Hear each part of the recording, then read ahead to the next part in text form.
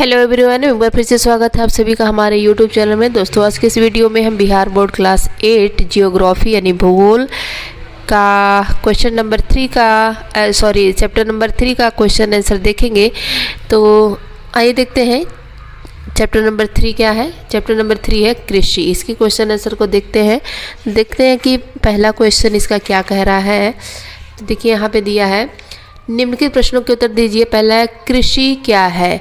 तो कृषि क्या है, तो ये बुक में ही दिया है। तो आइए इसको देखते हैं किस पेज पर है ये।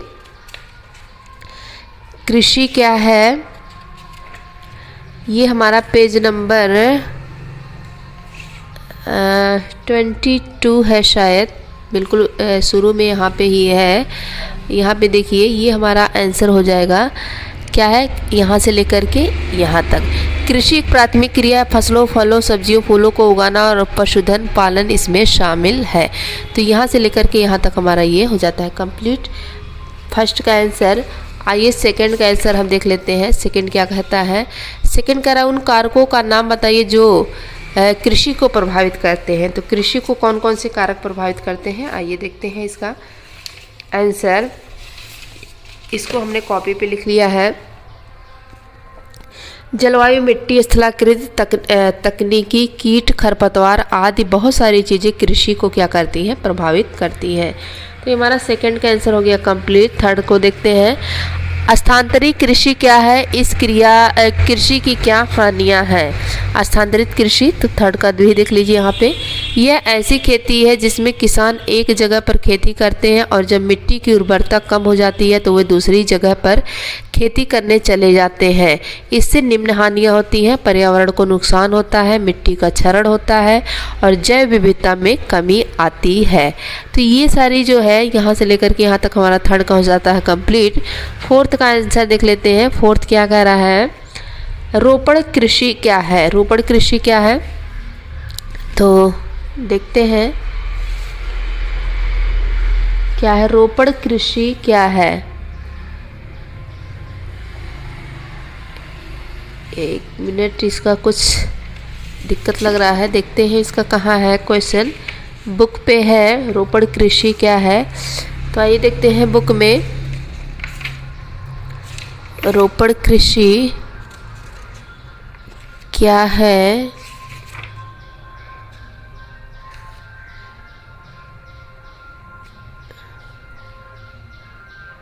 तो इस तरह से हम देख सकते हैं कि रोपण कृषि क्या है। यहाँ से लेकर के यहाँ तक हमारा आंसर हो जाएगा। रोपण कृषि वाणिज्यिक कृषि का एक प्रकार है जहाँ चाय, कहवा, काजू, रबड़, केला अथवा कपास की एकल फसल उगाई जाती है।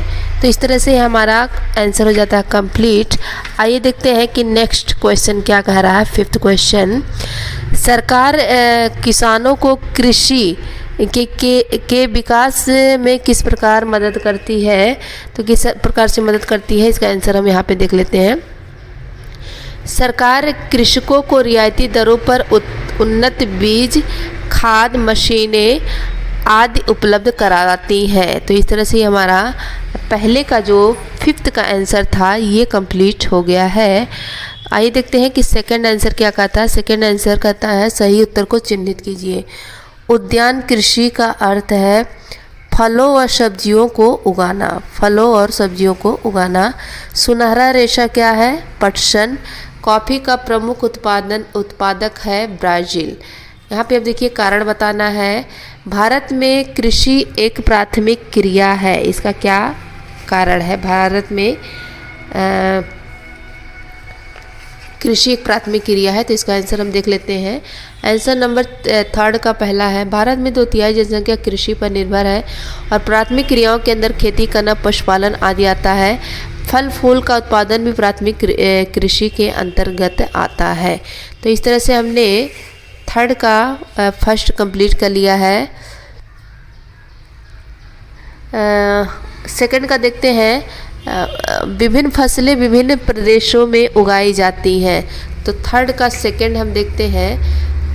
थर्ड का सेकंड, विभिन्न फसलें विभिन्न क्षेत्रों में उगाई जाती हैं क्योंकि हर जगह की मिट्टी, जलवायु, स्थलाकृति अलग अलग होती है।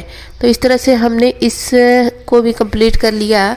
आइए देखते हैं फोर्थ क्या कह रहा है, अंतर स्पष्ट कीजिए।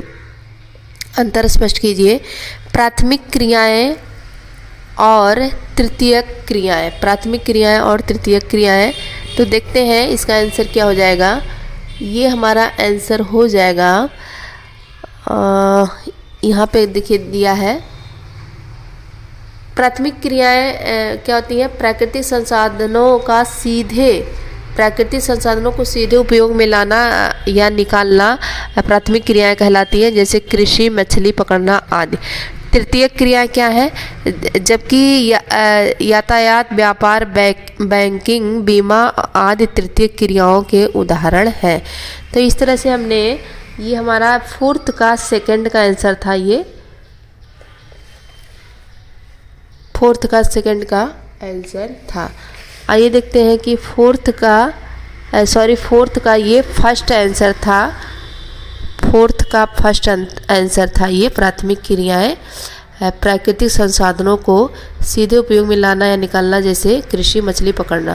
तो ये हमारा फोर्थ का जो पहला दिया है इसका आंसर है।